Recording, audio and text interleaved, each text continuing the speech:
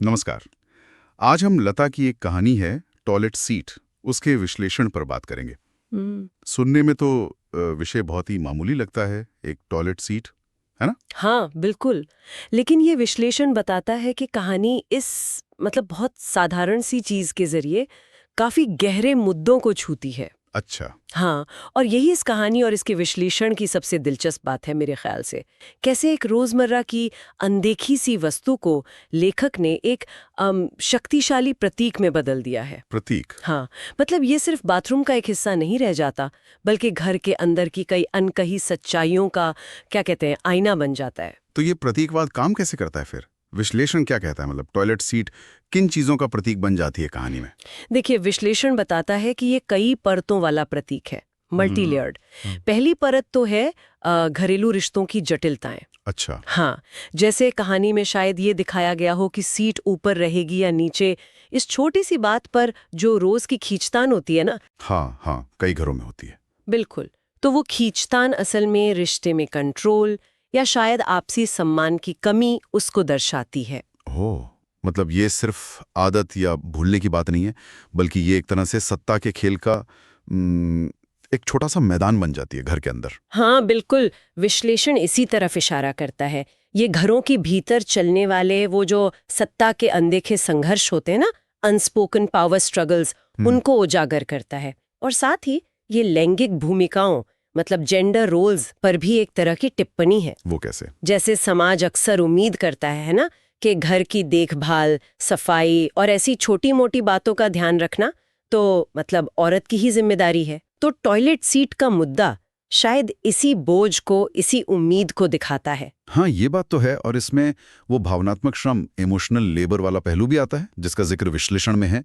ये क्या होता है ठीक से? भावनात्मक श्रम, हाँ, वो अनदेखा मानसिक और भावनात्मक काम जो अक्सर रिश्तों को, घर को बनाए रखने के लिए किया जाता है, और जिसका भार आप देखें तो ज्यादातर महिलाओं पर ही पड़ता है। जैसे घर में शांति बनी रहे, इसके लिए अपनी झुंझलाहट या परेशानी को दबा जाना, दूसरों की जरूरतों का ख्याल रखना, भले ही अपनी अनदेखी हो रही हो।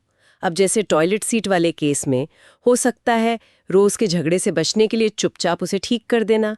ये भी तो एक तरह का भावनात्मक श्रम ही हुआ ना। विश्लेषण यही कहता है। ये तो बहुत जरूरी बात है। अक्सर इन चीजों को छोटी बातें कहकर हम नजरअंदाज कर देते हैं। बिल्कुल।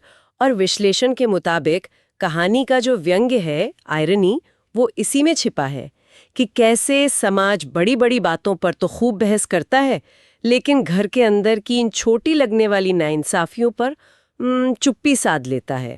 लेखक ने शायद इसी व्यंग्य का इस्तेमाल किया है एक टॉयलेट सीट के जरिए बड़े सामाजिक मुद्दों पर चोट करना। कहानी को कैसा बनाते हैं, असर क्या होता है? विश्लेषण कहता है कि ये जो मिश्रण है ना, हास्य और व्यंग्य का, ये कहानी को भारी भरकम होने से बचाता है।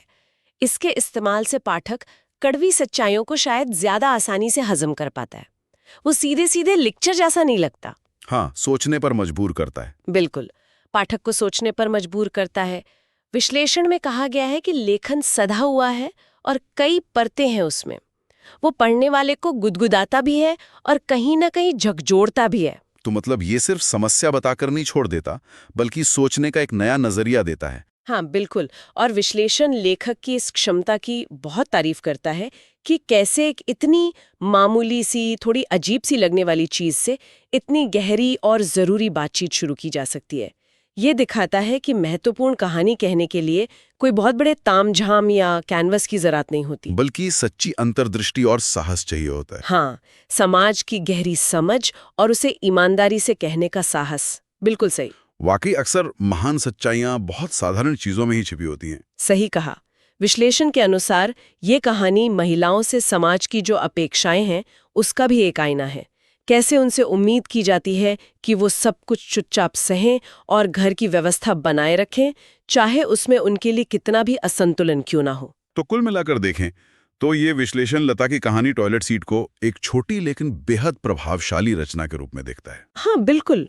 एक ऐसी कहानी जिसमें बुद्धि है, सामाजिक आलोचना है और भावनात्मक गहराई भी है। ये सिर्फ पढ़ने के लिए नहीं बल्कि पढ़ने के बाद उस पर सोचने और शायद अपने आसपास की दुनिया को थोड़ा अलग नजरिए से देखने के लिए प्रेरित करती है। तो संक्षिप्त में कहें तो ये कहानी और उसका विश्लेषण हमें ये याद दिलाते हैं कि हमारे रोजमर्रा के जीवन की साधारण चीजें भी कितने गहरे सामाजिक और भावनात्मक मायने रख सकती हैं। हाँ, और शायद ये हमें इस सवाल के साथ छोड़ जाता है कि हमारे अपने जीवन में ऐसी कौन सी टॉयलेट सीट है, मतलब कौन सी ऐसी साधारण या मामूली लगने वाली चीज या आदत है जो शायद हमारे रिश्तों, हमारी भावनाओं या समाज के किसी बड़े अनदेखे पहलू का प्रतीक हो सकती है। सोचने वाली बात है।